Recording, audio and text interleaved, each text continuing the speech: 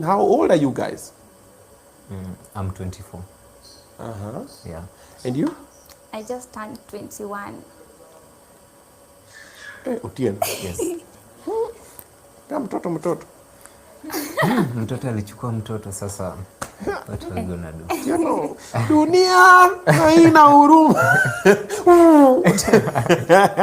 Where did you guys meet though? Okay, so it's a long story.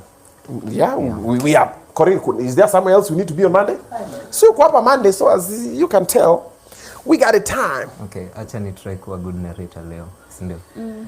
So there's a friend of mine back huko village sasa.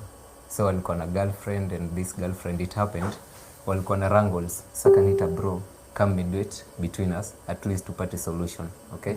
So between mediating, now I exchange the contacts with the lady. So one day naona me post Msupa. Mimi Msupa kanibamba, nikaomba namba. Yeah, it took time nipate that number, but immediately nilipata, siku waste time. I was too straight to my point. Yeah. Wewe namba imepigwa ama ilitextiwa? Alitext. Akasema? Hata sikumbuki the exact words, but nakumbuka tu ile kukatiwa normal. But there's something aliniambianga ati atanioa. Bado hajanioa lakini Onyango bwana Otieno, day one utamuoa. yeah. So nangoja hiyo harusi. Sawa? Yeah. So where alikutext tu niaje nini mavibe ukonomse? Kwanza alikuwa anaongea English. Alikuwa anajifanya. Of course. Sikujifanya, please. Please semeji don't get it. Is Otieno. Yeah. It's not kujifanya. Mjaluo akisaliwa before ajue kunyonya English ameshajua. So we can continue. So like that, he used to send me pictures. Like tukaanza kuongea, bado nilikuwa shule. So nilikuwa nasomanga Kisumu.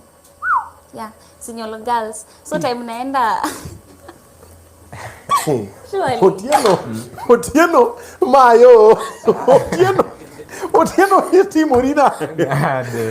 Otieno. Mimi DCI ndoka kipindi ni. Lakini sasa hivi imepita 10 ya DCI. Ni sasa imepita lakini Otieno yawa. Mbona sema volume iko chini? Volume nani iko chini? Yeah, Sinyolo Girls. Sema volume Otieno iko chini. So ulikuwa Sinyolo Girls? That's interesting. So tulikuwa tuna meet time naenda nitwanga nini tukifunga shule